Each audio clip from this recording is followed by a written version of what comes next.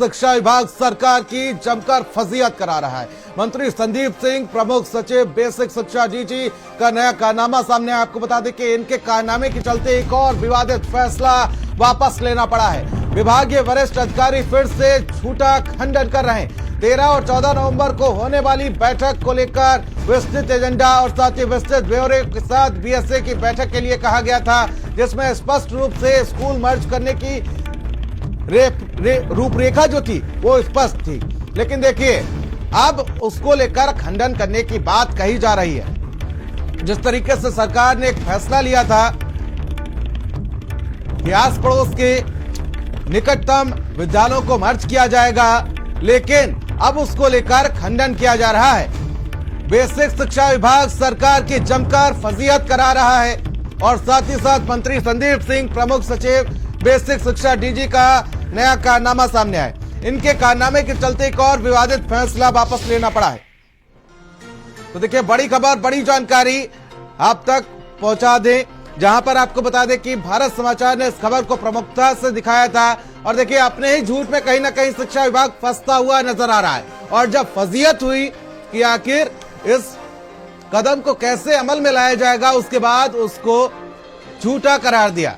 फजीहत के बाद विभाग ने आखिर किस तरीके से यूटर्न लिया वो आपको दिखा देते हैं। देखिए जरा, आखिर कैसे सबसे पहले आदेश जारी किया गया और भारत समाचार ने इस खबर को दिखाया और डीजी स्कूल शिक्षा ने सफाई जारी की है।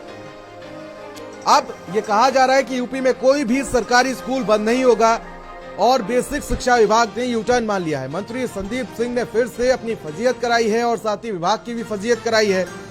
बेसिक शिक्षा विभाग यूपी सरकार की जमकर फजीहत करवा रहा है। मंत्री संदीप सिंह, बेसिक शिक्षा के प्रमुख सचिव और डीजी के कारनामे के चलते विवादित फैसला वापस लेना पड़ा। आपको याद होगा कि इससे पहले भी डिजिटल अटेंडेंस का फैसला विभाग ने लागू किया था, लेकिन उसको भी वापस लेना पड़ा था।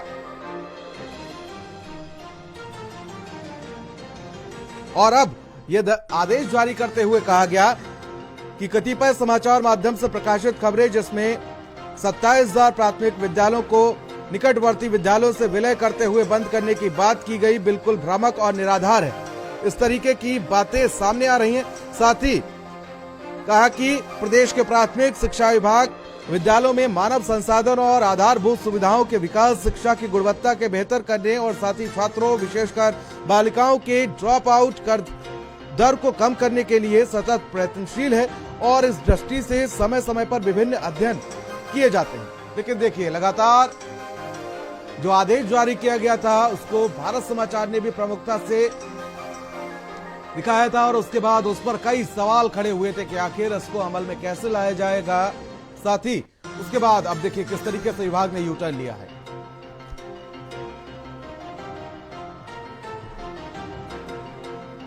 और शिवा हमारे सहयोगी हमारे साथ लाइव जुड़ चुके हैं। शिवा, क्या अपडेट जानकारी मिल पा रही? देखिए, एक के बाद एक फैसले अगर उसको विभाग अमल नहीं कर पा रहा है तो आखिर ये फैसले लेकर क्यों विभाग की फजीहत करवा रहा है? क्योंकि इससे पहले भी हमने देखा था किस तरीके से डिजिटल अटेंडेंस का मामला सरकार ने उस पर भी यूटर्न लिया था और उसके बाद एक बार फिर से यूटर्न लेता हुआ विभाग नजर आ रहा है। देखिए, उत्तर प्रदेश सरकार का ये बहुत महत्वपूर्ण विभाग है, बेसिक शिक्षा विभाग। लेकिन यहाँ के अफसर और इसके मंत्री लगातार सरकार की फजीहत करवा रहे हैं। अभी 2700 स्कूलों को बंद करने का फरमान जारी हुआ और 13-14 तारीख को कहा कि बैठक बुलाएंगे और उसमें निर्णय लिया जाएगा। जो 50 से कम जिस स्कूलों में बच्चे हैं उनका मर्जर किया जाएगा। लेकिन हुआ क्या कि जब विपक्ष ने इस पर पूरे में चाप चढ़ाई और मायावती ने ट्वीट किया, अखिलेश यादव ने इसका विरोध करना शुरू किया, तो ये फैसला वापस लेना पड़ा सरकार को। यानी बेसिक शिक्षा मंत्री जो संदीप सिंह हैं वो और जो इनके विभाग के अधिकारी हैं, ये सरकार की लगातार फजीहत कराने में तुले हुए। ये दूसरा फैसला है जब यू टर्न इनको लेना पड़ा। एक डिजिटल अटेंडेंस को लेकर फैसला लेना पड़ा था, उसको वापस लेना पड़ा और इसके बाद फिर अब ये फैसला फिर से वापस लेना पड़ा। सारे कागज जारी हो गए, जो बीएसए हैं उन लोगों से रिपोर्ट तलब कर ली गई। बावजूद इसके जब कोई काम नहीं हो पाया और इस तरह की स्थितियां बनी कि विरोध बढ़ा, तो इन लोगों को जो है वो फैसला वापस लेना पड़ा। कुल मिलाकर फजीहत लगातार देखने को मिली इस सब मामलों में। तो इस तरह के जो फैसले हैं उनसे बचना चाहिए। कहीं ना कहीं पहले उसका अध्ययन हो जाए कि क्या नफा है क्या नुकसान है इससे, उसके बाद जिस तरह से अगर फैसले किए जाएंगे और बार बार वापस लेना पड़ेगा तो जाहिर है कि सरकार की फजीयत होगी। अधिकारियों का क्या है, आज यहाँ है कल वहाँ है और परसों दूसरी जगह है, तो उनके सेहत पे तो फर्क नहीं पड़ता, लेकिन किरकिरी सरकार की होती है। तो इन सब चीजों को ध्यान रखने की जरूरत है कि जो फैसला लिया था अब उस पर विभाग की तरफ से यूटर्न लिया गया है। मना किया जा रहा है कि ऐसी इस तरह की कोई खबर नहीं है, जबकि कागज पत्तर पहले जारी कर दिया गया कि 13-14 तारीख को बैठक है, स्कूल बंद करने का फरमान जारी किया जाएगा।